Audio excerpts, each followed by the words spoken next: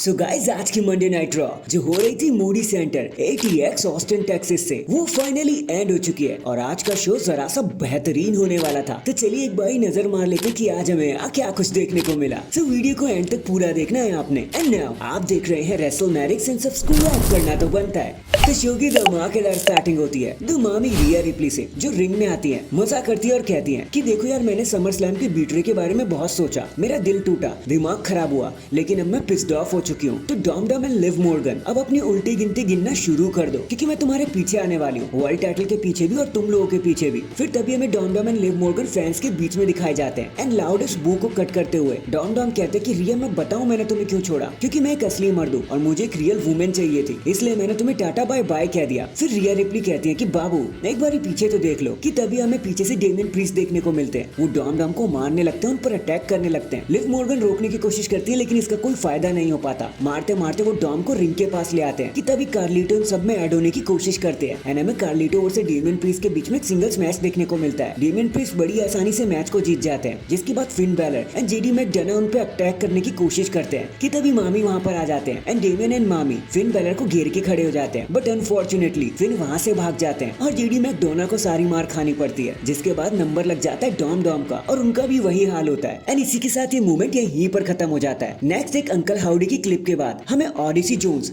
Versus एक local talent Vincent विनी के बीच में एक सिंगल्स मैच देखने को मिलता है। ऑडिसी जोन्स मैच को जीत जाते हैं, बट तभी फाइनल टेस्टामेंट वहां पर आ जाते हैं और उनको धमकी देने लगते हैं और नेक्स्ट वीक के लिए एक 6 man tag team match book हो जाता है between Final Testament and New Day and Odyssey Jones के बीच में। फिर हमें Drew McIntyre and Adam Pearce backstage में देखने को मिलते हैं, जहां पर एडम ड्रू को बताते हैं कि देखो, पंक एक ट्रैवलिंग इश्यूज की वजह से फंस चुके हैं, वो आज यहाँ पर नहीं आएंगे। तो ड्रू कहते हैं कि भाड़ में जाए सीएम पंक, मेरे को उसकी चिंता नहीं है। तुम मुझे एक बात बताओ, स्मैकडाउन के रेंडी ऑर्टन को गंथर के साथ लड़ने का मौका कैसे मिल सकता है? कोई बात नहीं, मैं तेरी जगह इस चीज को ठीक कर दूंगा, क्योंकि वो टाइटल मैच मुझे मिलना चाहिए। इसके बाद हमें American made versus alpha academy के बीच में टैग टीम मैच दिखाया जाता है, जहां आइवी नील मैगजीन डुप्री पर अटैक कर रही होती है एंड इसी डिस्ट्रैक्शन का फायदा उठाकर विक्ट्री अमेरिकन मेड को मिल जाती है, मतलब क्रीड भाइयों को मिल जाती है। फिर एक छोटा सा इंटरव्यू में और देखने को मिलता है पीट डन का। वो कहते हैं कि देखो, मैं कभी शेमस का चेला नहीं रहा, बल्कि वो ही मेरा चेला बन के इधर उधर घूमता रहा। I hate this name Butch, मैं पीट डन हूँ और मुझे इसके लिए अगर शेमस को रास्ते से हटाना पड़े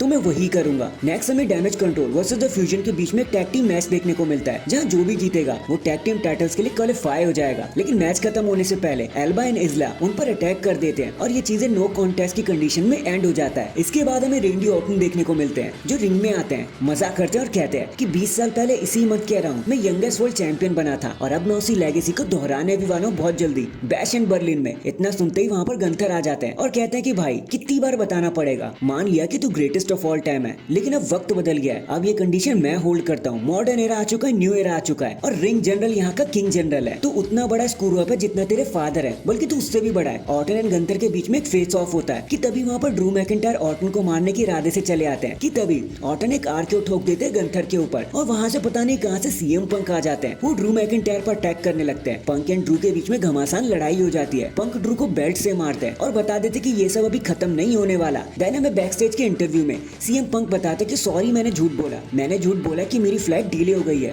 भाई कुछ भी डिले नहीं हुआ था, मैंने झूठ बोला क्योंकि मैं जानता था कि अगर मैं आऊंगा तो ड्रू वहां से भाग जाएगा। उसे मेरा ब्रेसलेट चाहिए ना तो रख ले, लेकिन याद रखे कि मैं उसके पीछे जरूर आऊंगा और वो सारी चीजों उससे ले लूंगा। और इतना कहकर पंक वहां से चले जाते हैं और शांत हो जाते हैं। नेक्स्ट हमें the Miz versus Bronson read के बीच में एक सिंगल्स मैच देखने को मिलता है। ब्रॉन्सन रीड मैच को जीत जाते हैं, लेकिन उसके बाद वो 5-10 सुनामी लगा देते हैं आर्ट्रूथ के ऊपर। एडम पियर्स ऑफिशियल उन्हें रोकने आते हैं, लेकिन ब्रॉन्सन रीड को रोकना इम्पॉसिबल हो जाता है। एंड फाइनली ये सारी चीजें लीड करती है हमें हमारे मेन इवेंट की तरफ, which is Sami Zayn versus Bron Breakker for the Intercontinental Championship. एक 2 आउट ऑफ 3 फॉल्स वाला मैच। अब गाइस यार, यहाँ पे बताने के लिए कुछ खास था नहीं। मैच काफी अच्छा था, लेकिन हाईली प्रेडिक्टेबल होने की वजह से काफी ज्यादा डल महसूस हो रही थी चीजें। All we can say is कि देखो, पहला फॉल तो सैमी ज़ेन को मिल जाता है, लेकिन आखिर के दोनों फॉल्स ब्रॉन ब्रेकर लेके चले जाते हैं और मैच को जीतकर अपने टाइटल को रिटेन कर लेते हैं। बस इन दी एंड एक रिस्पेक्ट शो करते हैं दोनों ही स्टार्स एक दूसरे को आंखों में आंखें डाल के। एंड डैम, इसी के साथ हमारी आज की मंडे नाइट रॉ यहीं पर खत्म हो जाती है। वैसे आपका आज के शो के बारे में क्या कहना था, कमेंट करके जरूर बताना। एंड अगर चैनल पर नए हैं तो चैनल को अभी लाइक एंड सब्सक्राइब कर दो। बाकी मैं मिलता हूँ आपसे किसी और अपडेट के साथ। तब तक के लिए अपना ख्याल रखें और खुश रहें।